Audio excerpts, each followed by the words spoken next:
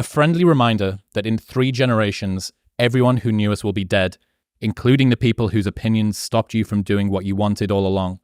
Imagine that someone you know achieves every dream and hits every goal they have. Years later, they get old and die. 2 years after that, how much do you care?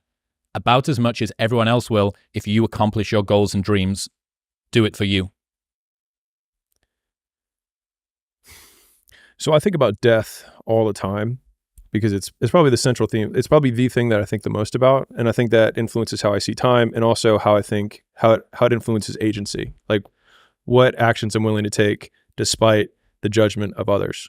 And so a lot of times, and it might be because I have more insecurity than everyone, that I think like, man, I want to do this thing. And then I hear all these other voices of reasons why I shouldn't do it, or why somebody else will say like, that's bad, or you're bad, or like, that's wrong, whatever. And so I think I've had to come up with a lot of these devices to get around my own insecurities, to take action despite those insecurities. And the biggest one that I think about is that it doesn't matter whether I achieve all of my goals or I don't achieve all of the goals. In 3 generations, I'll be forgotten. And the only people who were naysaying against me will also be dead. And so then it's like, just do it for me. And then when I wake up every day, there's only one voice I have to listen to. But that means that you need to be able to work out what to do from first principles. You now no longer have societal norms or assistants or role models or archetypes or expectations. And that's also difficult in a different way. I think that the more you flex whatever that muscle is of like independent thinking, the more it becomes the default way that you think. And then everyone else's action is just start looking more and more insane to you.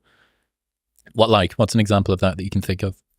I mean, shoot, just the most basic ones of like living the life that you don't want, not wearing what you want to wear, not dating who you want to date, not living where you want to live. Like you're living at home and you want to move and your parents say no and you don't make the move, or you're dating a girl because she's socially accepted, by your friend group. She's safe, but like there's always some distance in between you, but you're like, I don't want to risk it. Right.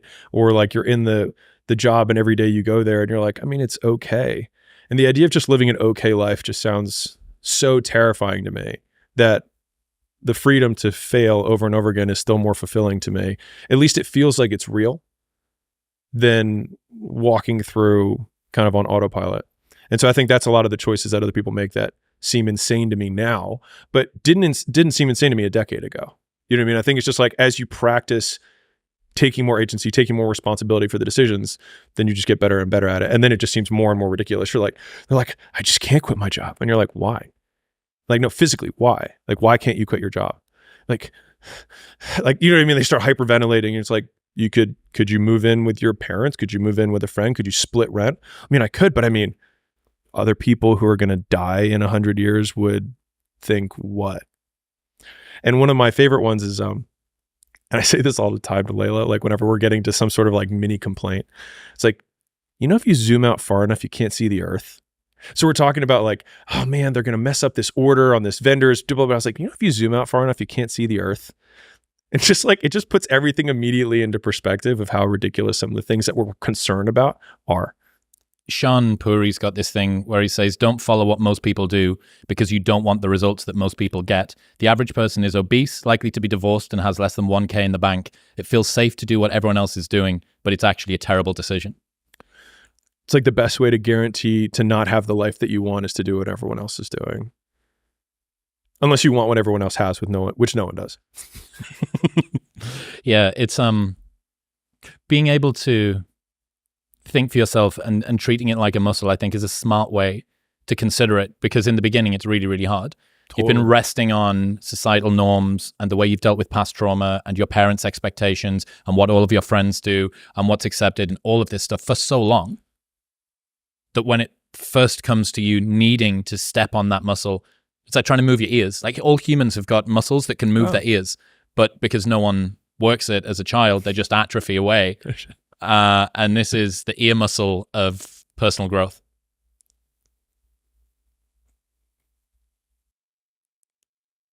I think I had a lot of practice with it because so a lot of people have many voices that they hear that they feel are judging them, right? They have their friends, they have their uncle, they have their siblings, they have their cousins, coworkers, whatever. I think I had just one voice that I heard really loudly. And I was talking to one of our employees the other day, and I was trying to put it in perspective, a younger guy. And I was like, I imagine how much you care about your mother's opinion and your father's opinion and and all of those other people. I was like, and now imagine that there's literally only one, because I had no siblings. I basically had no mother. I had just a father. And so like his approval was literally everything.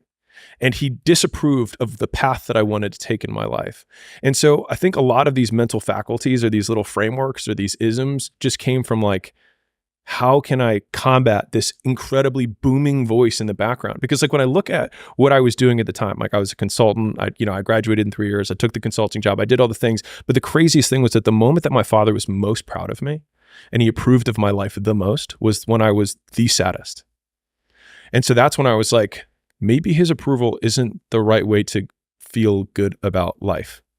And so that started basically the 6-month journey from when I decided that I wanted to change my life till when I changed it. And I think that like as you become more able or more potent or higher agency, that timeline between when you decide you want to do something and when you actually do it just continues to compress, right? Like now if I want to change something, I'm like, let's change it, like done.